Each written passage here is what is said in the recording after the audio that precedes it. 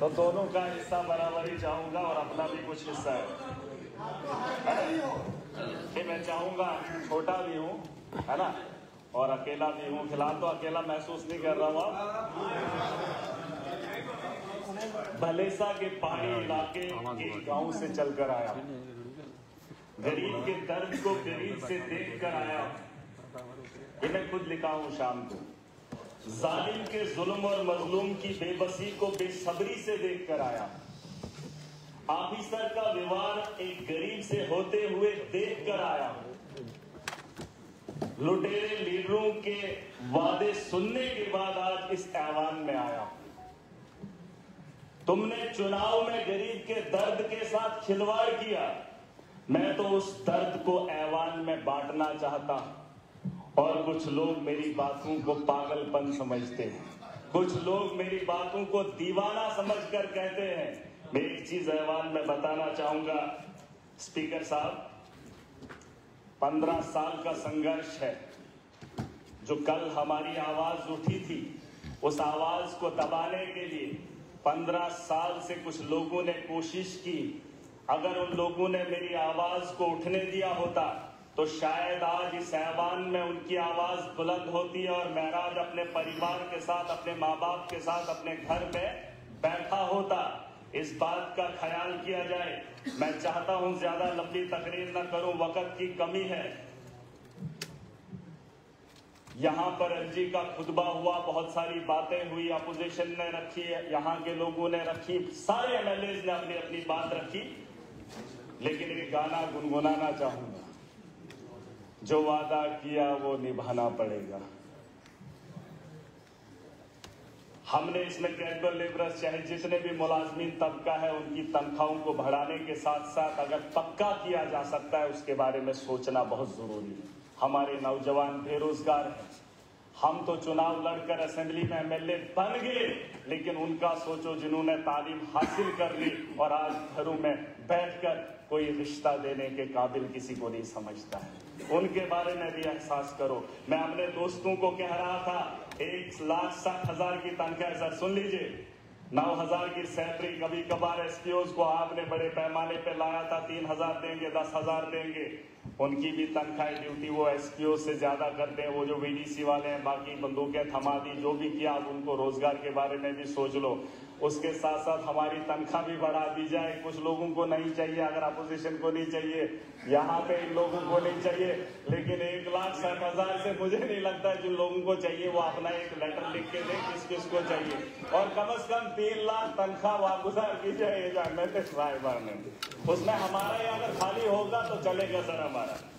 उसके अलावा मैं जम्मू कश्मीर को देख रहा हूँ कि बहुत सारे लोग अपने अपने तर्ज पे बात रख रहे हैं। किसी ने 370 की बात की, किसी ने डेवलपमेंट की बात की, किसी ने मोदी को इतना सम्मान दिया, किसी ने अपने कसीदे पढ़े। लेकिन दौरे जदीद के अंदर जो हालात है, क्या उस पर किसी ने बहस की? क्या किसी ने उसके बारे में सोचा? मैं चाहता हूं, मैं देख रहा था दुबई के अंदर मंदिर बनाया गया। मैं भी हैरान था कि दुबई मुसलमानों का देश है, वहां पे मंदिर बनाया। बात समझने वाली, यहां का जो सर्कुलेशन ऑफ मनी है, 370 की वजह से नुकसान क्या हुआ है मुझे नहीं पता, लेकिन जो circulation of money Jammu Kashmir का है उसे लूटा गया है, खत्म कर दिया है। जो तनख्वाह लोगों की आती है वो भी बाहर चली जाती है। जो यहां पर काम होते हैं उसके ठेकेदार भी बाहर से आते हैं, वो सारा पैसा उठाकर यहां से बाहर ले रहे। जम्मू कश्मीर के अंदर खस्ता हालत है। उसकी एक वजह बताना चाहूंगा। दुबई इस वक्त है, वहां पर मंदिर बनाया गया। बीजेपी ने दावा किया कि हमारे मोदी जी ने मंदिर बनाया।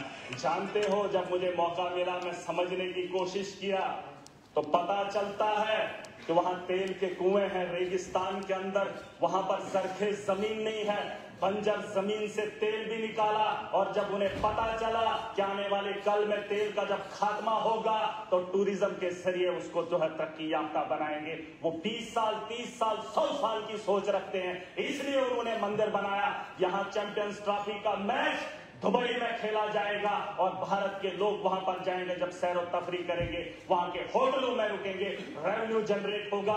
तो बताओ, अगर रेगिस्तान का जैसा शहर इस वक्त पिकनिक स्पॉट बना सकता है लोगों को, ये जो टूरिस्ट को जो है लुभाने के लिए बड़ी बड़ी बिल्डिंगें बना सकता है। बंजर जमीन में हमारे जम्मू कश्मीर में क्या खूबसूरती की कमी है। टूरिज्म को बढ़ावा दिया जाना चाहिए ताकि हमारे जम्मू कश्मीर के अंदर रेवेन्यू जनरेट हो। मैं समझ सकता हूं एनजी का शासन रहा, भाजपा का दौर रहा, बिजली से वसूली, टैक्स वसूली करके जम्मू कश्मीर को चलाना चाहते हैं। उस टैक्स को भी लूट कर जल जीवन के तहत हम तक पहुंचाया। उस टैक्स से लेकर यहाँ पर हमें ऐसे ऐसे मुलाजिमों को भेजा जो यहाँ से भी वसूली करने का काम करें। सुनिए स्पीकर साहब, मैं चाहता हूँ कि टूरिज्म को बड़े पैमाने पे यहाँ पे बढ़ावा दिया जाना चाहिए। हमारी सरखेज जमीन है, खूबसूरत है, वहां तो बनाई जा रही है बंजर जमीन पे, और यहाँ पर हमारे पास खूबसूरती की कमी नहीं है। मेरा खिताई चिनाब है, मेरे यहाँ पीर पंजाल है, जम्मू का अलग एक अपनी खूबसूरती है। बड़े बड़े मुल्कों को मैंने देखा, बर्फ पड़ती है तो पूरे मुल्क में पड़ती है। मेरा जम्मू कश्मीर सच में जन्नत है। आप कश्मीर में देखेंगे तो बर्फ आपको मिलेगी, आप जम्मू में आएंगे तो यहाँ पे बर्फ का एक बूंद भी आपको नहीं देखने को मिलेगी। ये छोटे से हिस्से में अगर इतनी खूबसूरती है तो यहाँ टूरिज्म की कमी क्यों है, उसमें बढ़ावा देने की कोशिश की जानी चाहिए। मैं आखिरी बात खत्म कर रहा हूँ, नहीं मैं मुद्दे की बात, मैं लड़ाई कर ही नहीं रहा, मैं लड़ाई कर ही नहीं रहा। अभी सब लोग बोल रहे हैं, मैंने मांगा इनका टाइम नहीं। सर सुन लीजिए, सर सुन लीजिए, मैं चाहता हूं कि यहाँ बड़े पैमाने पे इनकी सरकार आई, चुहलाने से जम्मू कश्मीर को चलाना चाहती है, चुहलाने की रसीद काट कर जम्मू कश्मीर का रेवेन्यू जनरेट करना चाहते हैं। स्पीकर साहब मेरी बात को सुन लीजिए गौर से, रेवेन्यू जनरेट तभी होगा, यहाँ पर माफिया है। मेरे यहाँ म्युनिसिपैलिटी में टेंडर 1 करोड़ का लगता है, सुन लीजिए 1 करोड़ का। जब वो 1 करोड़ टेंडर ठेकेदार उठाता है तो वही ठेकेदार उसी साल उसी टेंडर से 5 गुना ज्यादा कमाता है। बताओ अगर वो पैसा म्युनिसिपैलिटी में लगता 5 करोड़, 1 करोड़ की जगह 5 करोड़, लेकिन वो 4 करोड़ कमाने वाला ठेकेदार जम्मू कश्मीर को लूटने में ब्यूरोक्रेट्स का अहम रोल रहा है। चाहे सदन में बैठे लोग नहीं मानेंगे, लेकिन मैं देख कर आया हूं, मेरे दिल के अंदर वो आग है। आज मैं चाहता हूं, लोगों ने चुनकर हमें भेजा है, हम ब्यूरोक्रेसी को रोकेंगे, अपने लोगों को इंसाफ दिलाएंगे। अगर आज इस सदन से हम वो चीज नहीं कर पाए तो 370 क्या, आप स्टेट लेकर आओ, कुछ भी लेकर आओ, हमारे मजलूम फिर भी जालिम का शिकार होंगे और जुल्म करने वाले लोग इनके भेजे हुए हैं। मैं खुश था।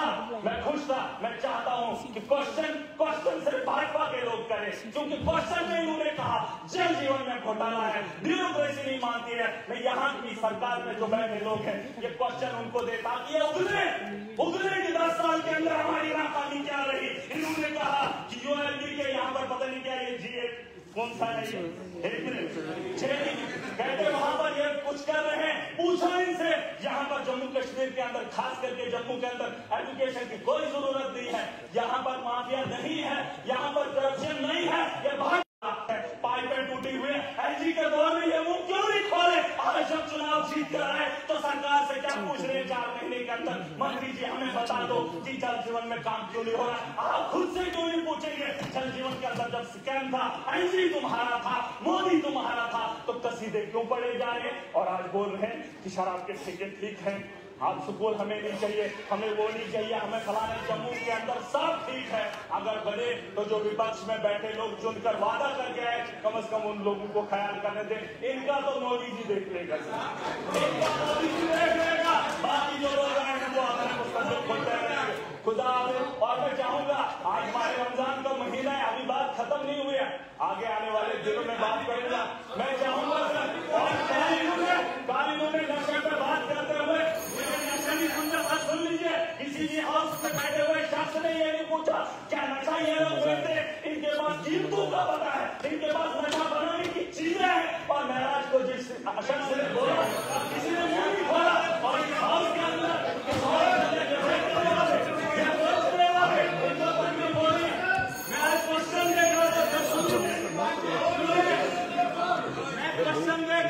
खाट के बारे में पूछा जा रहा है, बीजेपी के लोग पूछ रहे खाट के बारे में। खाट से फायदा किसको?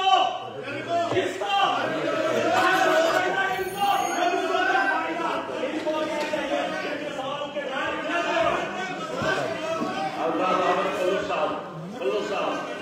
साहब बोले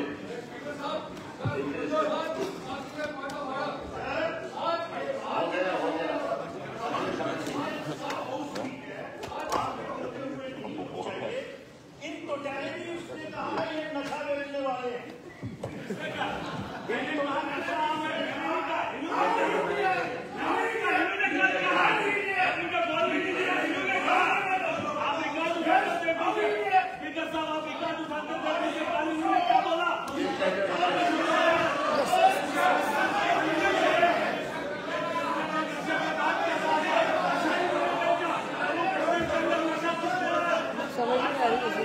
यही होता है खिचड़ी।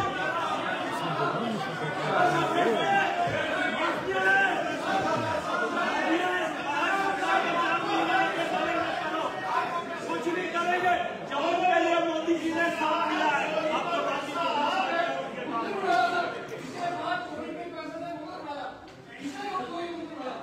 ये कहता है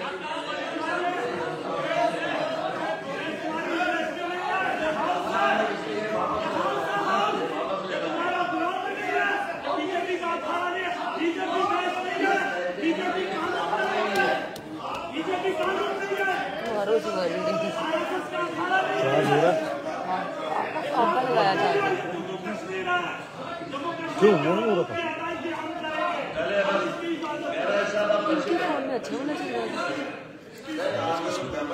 ऑनरेबल मेंबर साहब कह रहे हैं मैंने ऐसी बात कोई कही नहीं।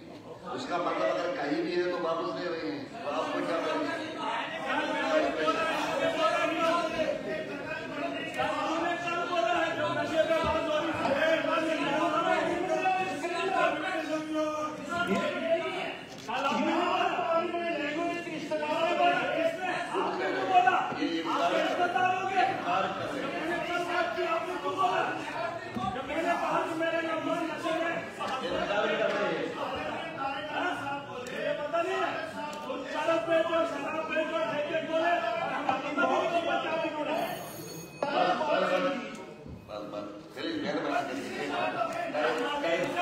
आपको भी बोलना है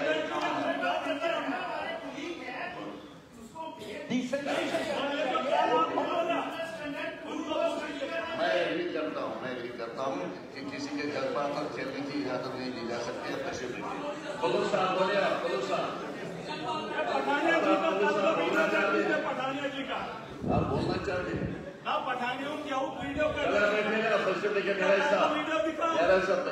बोलिए। शुक्रिया सर। और आपने खुद अपने लिए टाइम अपने लिए आपने खुद टाइम थैंक यू।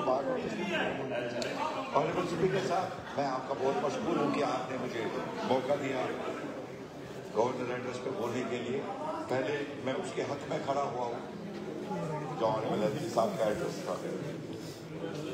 उसमें काफ़ी सारी बातों का जिक्र हुआ, इसमें फ्रंट डिस्कशन यहाँ पे पूरे हाउस ने ऑनरेबल मेंबर्स ने किया। I don't want to repeat it.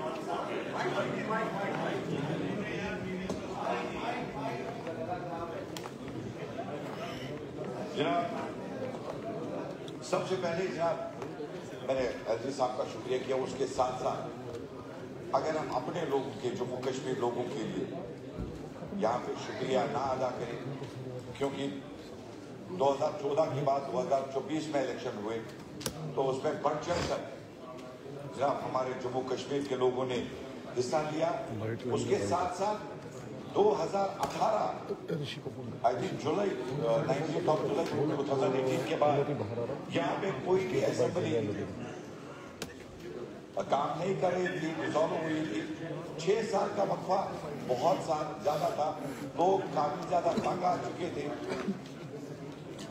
लोग चाहते थे कि अपने नुमाइंदे जितने भी चुने हुए नुमाइंदे हैं उनको हम अपने ऐवान में और हाउस में भेजें अपनी बात करने के लिए कि 6 साल का वक्फा। और इसके लिए लोगों का शुक्रिया अदा करना। अगर लोग पार्टिसिपेट नहीं करते, लोग हिस्सा नहीं लेते, शायद इलेक्शन नहीं होते तो शायद ये हाउस यहाँ पे आज मौजूद नहीं होती।